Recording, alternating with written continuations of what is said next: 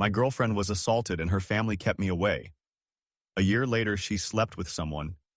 Or, the night they raped Emily, I lost her twice. Once to her attacker, and once to her family who locked me out of the hospital room. I didn't know then that the real nightmare was just beginning.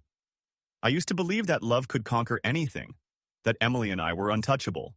3 years together had convinced me that our bond was unbreakable, that no force on earth could tear us apart.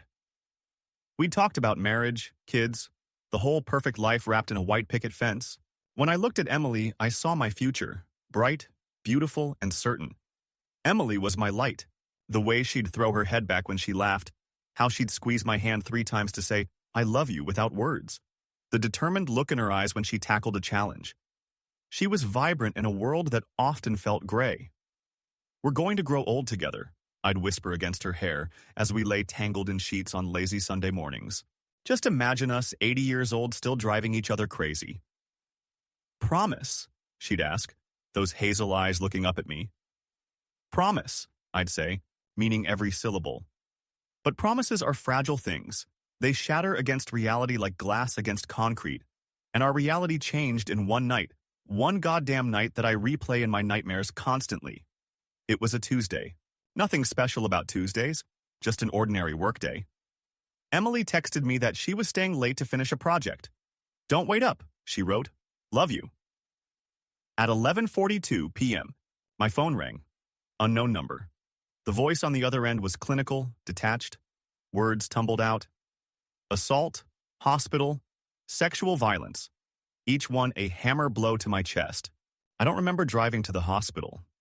I only remember the fluorescent lights, the antiseptic smell, and the wall of people that suddenly appeared between Emily and me. Her parents arrived before me, her father's hand against my chest, stopping me at the door. "Not now, Ethan." His voice cracked, but his resolve didn't. "She can't see anyone." "I'm not anyone," I protested, voice rising. "I'm not now." His words final, the door closing in my face. 7 days passed. 7 days of texts left unread, calls unanswered. 7 days of hell, not knowing if she was okay, if she was alive inside or just breathing. Then Jessica, Emily's sister, called. "Emily will call you in a few days," she said, voice tight with something I couldn't name. She hung up before I could ask anything, but Emily never called. A week later, Jessica texted, "Emily wants to see you. Come to the house at 4. Hope surged through me as I drove there, rehearsing what I'd say. How I'd hold her. I'd be her rock, her safe harbor. We'd get through this together. I wasn't prepared for Mrs. Winters' hand on my arm the moment I stepped inside, her grip surprisingly strong. "You don't touch her," she instructed, eyes never leaving mine. "No hugging, no kissing, nothing. You say only what she wants to hear. You don't ask questions, understand?" I nodded. Suddenly, a stranger in a home I'd visited hundreds of times. And there was Emily, sitting on the couch where we'd watched movies, made love, built our life together. But she wasn't my Emily anymore. This Emily stared at the wall, hands folded neatly in her lap, posture perfect, face blank. When I said her name, she didn't even flinch. Everyone was watching me, her parents, Jessica, even the family dog seemed to hold its breath. The living room was immaculate, sterile almost. Family photos perfectly aligned, flowers arranged just so. Everything controlled, contained. In that moment, I knew. I wasn't her boyfriend anymore. I was an outsider now, tolerated but unwelcome. Something had shifted, doors had closed, and I was standing on the wrong side. I spent the next weeks in a strange limbo, existing but not living. I couldn't eat, couldn't sleep. My mind raced with questions no one would answer. I became obsessed with understanding what Emily was going through, reading every article, book, and forum post about supporting sexual assault survivors. I highlighted passages, made notes, created a battle plan. She just needs time, I told myself, repeating it like a mantra. This is just a phase. We'll get through this together. I sent her gentle, non-pressuring texts. Thinking of you. Hope you're having an okay day. I'm here whenever you need me. Most went unanswered. The few replies were short, emotionless. Thanks. You too. Okay. But I refused to give up. This was Emily. My Emily. The woman I wanted to marry. The person who knew all my secrets, who laughed at my terrible jokes, who held my hand during my father's funeral. How could I abandon her when she needed me most? After a month of this half-existence, my phone lit up with her name one Tuesday afternoon. My heart nearly stopped. Would you like to get coffee tomorrow? Simple text. 7 words that felt like salvation. I spent hours getting ready the next day, choosing my clothes carefully, rehearsing what I'd say. Not too pushy, not too distant. Understanding but not pitying. Strong but not intimidating. I arrived 20 minutes early, secured a quiet corner table, and waited. She walked in wearing clothes I'd never seen before, a high-necked blouse, loose pants, colors that weren't hers. Her hair was pulled back severely, not a strand out of place. When she saw me, she didn't smile. Just nodded and walked over, movements precise and measured. "Hi," I said, fighting the urge to hug her, to pull her close and promise that everything would be okay. "Hello," she replied, voice flat. She sat down across from me, hands folded neatly on the table, eyes fixed somewhere near my shoulder. I tried to start conversations, asked about her therapy, asked if she was sleeping okay, asked about her family. Each question met with minimal responses, words carefully rationed. "I love you," I said finally, reaching for her hand. She pulled away sharply. "Don't say that." "But it's true. I love you. Nothing's changed for me." She looked at me then, really looked at me for the first time. "Everything's changed, Ethan. Everything." She took a deep breath. "I can't be in a relationship right now. I need time." "Time," I echoed. "Of course. Take all the time you need. I'll wait." She nodded, looking relieved that I hadn't fought back. We finished our coffees in silence, and she left with a formal goodbye, like we were business acquaintances closing a mediocre meeting. That became our new pattern. Impersonal text messages about impersonal things. Weather. News. Nothing that mattered. Nothing real. "Good morning. Hope you have a nice day. Did you see it might rain tomorrow?" I'd stare at these messages, trying to find some hidden meaning, some secret code that would tell me she was still in there, still my Emily. But there was nothing. 4 months after the attack, I suggested dinner, an actual date, a step forward. She agreed, but added, "I need to check with my therapist first." 3 days later, "Thursday at 7 is fine, Romano's." I arrived at 6:30, nervous energy making it impossible to sit still. By 7:15, with no message explaining her lateness, I started to worry. At 7:30, she appeared, walking in without apology or explanation for being late. I stood to greet her, hands awkwardly at my sides, unsure what was allowed now. A kiss? A hug? A handshake? She solved the problem by sitting down immediately, creating a barrier of table between us. The waiter came, and she ordered without looking at the menu. A salad, no dressing, water, no ice. I ordered something I don't even remember. Desperate to connect, I asked, "How have you been doing?" She stiffened, eyes flashing with unexpected anger. "Don't ask me personal questions like that." I recoiled, shocked. I'm sorry. I just meant, I know what you meant." Her voice was cold, clinical. "I'm not ready to discuss my emotional state with you. With you. Not with anyone. With you specifically." Like I was dangerous to her somehow. We ate in silence, the sounds of other diners' laughter and conversation highlighting our own quiet misery. I tried again with safer topics. The weather, a new movie, politics. She responded with single words, never looking up from her plate. When she finished eating, she stood immediately. "I should go. Please," I said, unable to stop myself. "Just stay a little longer. We could get dessert or—" That's when I saw it. Pure fear in her eyes. She backed away from the table, from me, like I was something terrifying. "Emily, I'm sorry, I didn't mean to." But she was already turning away, walking quickly toward the exit. No goodbye. No explanation. Just gone. I sat there, bill unpaid, food half-eaten, Heart completely broken. The couple at the next table glanced over with pitying looks. "Everything okay, man?" the guy asked. I nodded automatically. But nothing was okay. Nothing would ever be okay again. After that disastrous dinner, I considered walking away.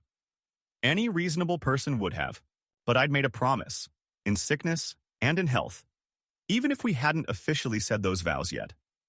So I stayed, adapting to this new reality where loving someone meant loving them from a distance they controlled. We settled into a routine. Weekly lunch dates at the same cafe, always in public, always with clear boundaries. I became an expert in self-restraint, constantly aware of my body language, my words, my tone. I didn't reach for her hand. I didn't mention our past. I didn't say, "I miss you," or "I love you," or any of the things screaming inside my head. Sometimes I'd catch a glimpse of the old Emily, a genuine laugh at something I said or a flash of warmth in her eyes. These moments kept me going, like tiny breadcrumbs leading me back to the relationship we once had. "She's healing," I told my friends when they asked why I was putting myself through this. "She needs more time. One day, she'll come back to me." I believed it. I had to. Then came that Tuesday in July. We had our usual lunch scheduled at 12:30. I arrived early, secured our regular table, and waited. At 1 o'clock, I texted her, "I'm here. Everything okay?" No response. By 1:15, worry had replaced annoyance. This wasn't like her. The new her was meticulous about schedules, almost obsessively so. I called, straight to voicemail. At 1:30, I called again. Nothing. Real fear set in then. What if something had happened to her? What if someone had hurt her again? The thought made me physically ill. I called her parents' house, hands shaking. "Hello?" Her mother's voice, guarded as always when speaking to me. "Mrs. Winters, it's Ethan. Emily didn't show up for lunch. Is she okay?" A pause. Too long. "She's fine, Ethan. Can I speak with her?" Another pause. "That's not possible right now. Please, I just need to know she's all right." Her sigh was heavy with something I couldn't identify. "Don't expect to hear from Emily for a while, Ethan. That's all I can say." The line went dead before I could respond. 2 weeks passed. 2 weeks of silence more complete than anything before. My texts went unanswered. My calls went to voicemail. I drove by her parents' house once, hating myself for becoming that guy, but needing to know she was safe. Her car wasn't there. I was losing my mind, imagining worst-case scenarios. Had she tried to hurt herself? Was she in the hospital? Had she moved away? Then Jessica called. Emily's older sister had always liked me, had always been the bridge between Emily's family and me after the attack. "Can you talk?" she asked, voice tight with tension. "Is she okay? Where is she?" Jessica sighed. "Ethan, I think you should know. Emily slept with someone else." 5 words. 5 simple words that gutted me more completely than a knife ever could. "What?" My voice didn't sound like my own. "It happened last week. She met him at group therapy. It happened fast." I couldn't breathe, couldn't think. The woman I loved, the woman who couldn't bear my touch for over a year, had gone to bed with a stranger. "Why?" I managed. "I don't know. I don't think she knows either. I thought you deserved to know." I hung up without saying goodbye. That night, I drank until I couldn't feel anymore, until the betrayal was just a dull throb behind my eyes instead of a knife in my chest. The next morning, hungover and hollow, I found a text from Emily. "Can we meet at Dr. Carter's office tomorrow at 2? Please." For the first time ever, seeing her name on my phone made me feel sick, but I replied yes because I needed answers, needed to hear it from her. Dr. Carter's office was painted a soft blue that was probably meant to be calming. It wasn't working. Emily sat in one armchair, looking smaller than I'd ever seen her. Her eyes were red-rimmed, hands trembling slightly as she clutched a tissue. Dr. Carter, a woman in her 50s with kind eyes and a no-nonsense expression, sat beside her. "Thank you for coming, Ethan. Emily wanted to speak with you in a safe environment." I laughed. A harsh, ugly sound. "Safe from what? Me?" Emily flinched. "Good. Ethan, please," Dr. Carter said. "This is difficult for everyone. I looked directly at Emily. Is it true? She nodded, tears spilling down her cheeks. That day I didn't show up for lunch. I was with him. I didn't plan it. It just happened and Her voice broke. I'm so sorry. I never wanted to hurt you. I didn't want to lose you, but I did this stupid thing and… Stupid thing? I echoed, my voice dangerously quiet. That's what you call it. Dr. Carter leaned forward. Ethan, what Emily experienced isn't like conventional infidelity. After sexual trauma, survivors sometimes engage in sexual behavior as a way to reclaim control over their bodies. Stop. I held up my hand. Just stop. I've read all the books. I've done all the research. I've been patient and understanding for over a year. I've respected every boundary. I've been there through everything. My voice was rising now, control slipping away. But this? You couldn't hold my hand. But you could fuck him, Emily sobbed, curling in on herself. I need you to leave now, Doctor, Carter said firmly, standing. I stood too, legs unsteady beneath me. At the door, I turned back, looking at the woman I'd given everything to, the woman who'd just taken the last pieces of me. If you ever loved me at all, I said, don't text me again. I walked out, slammed the car door, and drove until the city lights faded behind me. I screamed until my throat was raw, beat the steering wheel until my hands ached. It was over. The illusion I'd been living in, that patience and love could conquer all, had finally shattered completely. I didn't go home that night, couldn't face the emptiness of my apartment. Instead, I checked into a cheap motel off the highway, bought a bottle of whiskey from the liquor store next door, and proceeded to destroy myself one burning swallow at a time. The room spun as I scrolled through old photos on my phone. Emily at the beach, laughing as waves crashed around her knees. Emily asleep on my chest, hair splayed across my t-shirt. Emily on her birthday, face lit by candles, eyes bright with joy and promise. Who was that woman? She wasn't the hollow-eyed stranger I'd been meeting for lunch these past months. She wasn't the woman who'd slept with someone else while I waited, patient and faithful, for her to heal. You idiot, I told my reflection in the bathroom mirror, eyes bloodshot, face haggard. You goddamn idiot. I'd given everything, my time, my support, my entire heart. And for what? To be discarded when someone new came along? To be treated like I was the enemy when I'd done nothing but love her? The alcohol wasn't numbing the pain like I'd hoped. Instead, it was making everything sharper, more vivid, more excruciating. Around 3 a.m., exhausted and drunk and desperate, I opened Reddit on my phone. I'd been posting anonymously about our situation for months in support forums. It had been my only outlet, the only place I could express my frustration and pain without judgment. I started typing, pouring out everything. The meeting at Dr. Carter's office, Emily's confession, my cruel final words. I needed to make sense of it all. Needed someone to tell me I wasn't crazy for feeling betrayed. When I woke the next morning, head pounding and mouth dry as sand, I knew what I had to do. I couldn't see her again. Couldn't risk saying more things I'd regret. Couldn't bear to see her cry. But I needed closure. Needed to end this cleanly. I checked out of the motel, drove home, and sat at my desk with a pen and paper. Old-fashioned, like the love letters I used to write her when we first started dating. Emily, I wrote, hand surprisingly steady. I've spent the last year trying to be what you needed. I waited because I believed in us, because I thought if I just loved you enough, it would somehow fix everything. The words came easily now, flowing from a place of exhausted truth. I want you to know that I understand what happened to you wasn't your fault. None of it was. But what happened between us after, that was a choice. Your choice. My choice to stay. And now, my choice to leave. I paused, weighing each word carefully. I loved you more than I've ever loved anyone or anything. I think part of me always will. But I can't do this anymore. I can't keep giving pieces of myself away while getting nothing in return. The hardest part came last. I don't hate you. I don't blame you for what happened. But I do need to let you go now. I hope you find peace. I hope you find yourself again. I just can't be the one standing beside you when you do. Goodbye, Emily. Ethan. I sealed it in an envelope addressed to Dr. Carter. with a brief note asking her to share it with Emily during their next session. I didn't want Emily to be alone when she read it.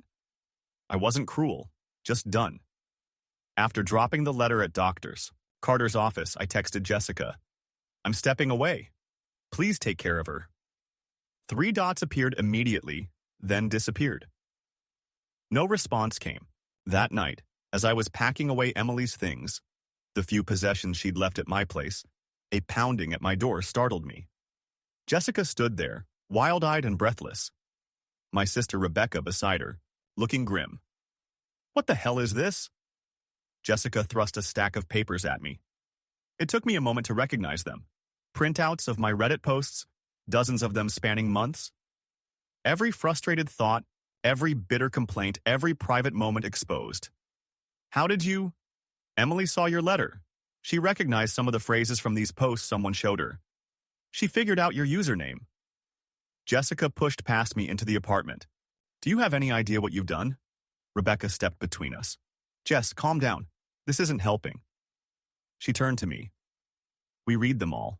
Ethan, the posts. We know everything you've been going through. Then you know why I can't do this anymore, I said, voice hollow. Jessica's anger seemed to deflate suddenly, replaced by pleading. Please don't leave her, Ethan. She's lost so much already. The attack took everything from her, her sense of safety, her sense of self. She's trying to find her way back. By sleeping with someone else? The words came out sharper than I intended. She made a mistake, a terrible mistake she regrets with every fiber of her being. But if you leave now... Rebecca cut in. Ethan, you've endured more than most people could. No one would blame you for walking away. But is that what you really want? I sank onto my couch, head in my hands. I don't know what I want anymore. I just know I can't keep living like this. Then don't, Jessica said. Tell her that. Make her understand what you need. One more chance, Rebecca said quietly. That's all she's asking for. A different kind of chance. I looked up at them. One woman fighting for her sister, one woman fighting for her brother, both of them caring too much. I don't know if I can, I whispered. I don't know if there's anything left to save. But even as I said it, I knew the truth was more complicated. If I truly didn't care anymore, why did it still hurt so much? Jessica left around midnight, extracting a promise from me to just think about it. Rebecca stayed longer, helping me clean up the mess I'd made in my drunken rage the night before. Whatever you decide, she said at the door, make sure it's what you really want, not just what hurts less right now. After she left, I sat in the silence, staring at the letter I'd written. The words felt hollow now, performative somehow. I folded it and put it in my desk drawer. Tomorrow I'd decide whether to send it, but tomorrow had other plans. At 2:17 a.m., a knock at my door jolted me from restless sleep on the couch. I stumbled to answer it, expecting Rebecca with more sisterly wisdom. Instead, I found Jessica, and behind her, Emily. Emily looked terrible. Her face was pale, eyes swollen from crying, hair pulled back in a messy ponytail. She wouldn't meet my gaze. Jessica's expression was grim. There's something you need to know. I stepped aside wordlessly to let them in. Emily perched on the edge of my couch, looking ready to bolt at any moment. Jessica sat beside her, protective as always. Emily? Jessica prompted gently. Emily shook her head, tears spilling down her cheeks. With a sigh, Jessica reached into her bag and pulled out a worn leather-bound notebook. This is Emily's therapy journal. Dr. Carter encourages her to write down things she can't say out loud. She handed it to me. There are 2 pages marked. I think you should read them. I looked at Emily. Is this okay? She nodded almost imperceptibly, still not looking at me. I took the journal, feeling like I was holding a live grenade. The first marked page was dated shortly after the attack, after our first meeting at her parents' house. My eyes caught phrases that made my stomach clench. Ethan looked at me like I was broken, like I wasn't the same person anymore. His eyes were cold, distant. He didn't try to touch me, didn't say he loved me. Maybe he doesn't anymore. Maybe he sees me now as damaged goods. I can't blame him. I feel that way about myself too. My heart sank. All this time, she'd thought my careful distance, the distance her mother had demanded, Was rejection? That I'd pulled away because I didn't want her anymore? I flipped to the second marked page, dated the day she missed our lunch date. What I read made my blood run cold. It happened again today. Not like before, not as violent, but still.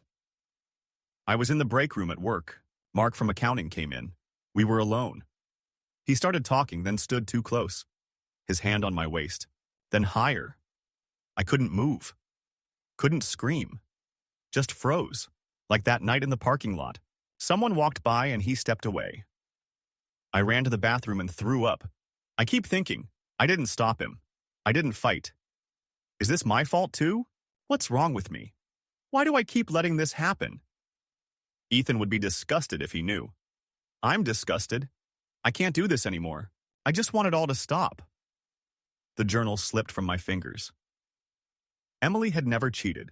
She'd been assaulted again and somehow blamed herself for it. And God, what had I done? I'd called her cruel names, thrown her trauma back in her face, abandoned her when she needed me most. Jessica found me, Emily's voice, barely a whisper, broke the silence. I took too many sleeping pills. I didn't want to die exactly. I just wanted everything to stop hurting for a while. I looked up, tears blurring my vision. Why didn't you tell me the truth? Why let me believe you'd cheated? Emily's hands twisted in her lap. Because I thought you wouldn't believe me. That you'd still think it was my fault. That I was asking for it somehow. Or that I was damaged beyond repair. She took a shuddering breath. The therapist at the hospital told me I needed to be honest with you. Jessica agreed. The weight of it all crushed me. A year of misunderstandings, false assumptions, and silent suffering. All because we'd stopped truly seeing each other from the moment of that first attack. I moved to the couch, careful to leave space between us. Emily, I would have believed you. I will always believe you. She finally looked at me then, really looked at me, for the first time in what felt like years. I'm so sorry, I said, voice breaking, for everything I said, for not understanding. I'm sorry too, she whispered, for pushing you away, for not trusting you. We sat there in the dim light of my apartment, the truth finally exposed between us. The damage was extensive, possibly irreparable. But for the first time in a long time, we were looking at each other honestly, without the veil of misunderstanding and assumption that had clouded everything. The question hung in the air, unspoken but pressing. Where did we go from here? Jessica quietly excused herself, leaving us alone with the weight of truth between us. The silence stretched, neither of us knowing how to navigate this new territory. Finally, I took a deep breath. Love wasn't enough anymore. We both knew that. If there was any chance of saving what we once had, fundamental things needed to change. I'm not walking away, I said, my voice steadier than I felt. But I can't be an outsider in your recovery anymore. Emily looked up, surprise flickering across her face. If we're going to do this, really do this, I need to be involved. In your therapy, in your decisions. No more secrets, no more shutting me out. We face this together, or not at all. I watched emotions war on her face, fear, uncertainty, and something else. Hope, maybe. Okay, she whispered finally. Together. It was such a simple word, but it felt monumental. For the first time in over a year, we were truly on the same side. The next few weeks were a careful dance of rebuilding. Emily quit her job. She couldn't face going back to where the second assault had happened. I suggested we take a self-defense class together. Not just for her protection, but for my peace of mind too. We started couples therapy with a new counselor who specialized in trauma. Dr. Rivera didn't let us hide behind politeness or fear. She made us talk about everything. The resentment I'd felt, the shame Emily had carried, the miscommunications that had nearly destroyed us. The hardest day was when both our families came together. Emily's mother broke down, apologizing for pushing me away at the hospital, for creating the distance that had grown between us. I thought I was protecting her, she sobbed. I didn't realize I was making everything worse. It wasn't an immediate fix. There were still nightmares, still moments when Emily would grow distant, still days when I'd feel the echo of hurt and anger. But slowly, imperceptibly, things began to shift. Emily started reaching for my hand while we walked. She'd lean against me during movies. She called me in the middle of the day just to hear my voice. Small things that felt enormous in context. One night, after a quiet dinner at my place, we sat on the couch together. Not at opposite ends like before, but close enough that I could feel her warmth. She turned to face me, and something in her eyes was different. Present, aware, intentional. I didn't move, didn't speak. This had to be her choice, her moment. She leaned forward slowly and pressed her lips to mine. A gentle kiss, tentative at first, then increasingly confident. When she pulled back, her eyes were clear, unafraid. "I've missed you," she said simply. I touched her face, hardly daring to believe this was real. "I've missed you too. So much." We both knew this wasn't the end of our story. Emily still had a long road of healing ahead. I had my own wounds that needed time. The trust between us, once broken, wouldn't be instantly restored. But as I held her that night, feeling her breathe against me, I knew we'd found our way back to each other. Not to who we were before. Those people were gone forever. But to something new, something that might, in time, be even stronger. Because now we knew what we could survive. Now we knew the value of truth, of patience, of fighting for love even when it seemed impossible. And that, I think, is the most beautiful ending we could have hoped for.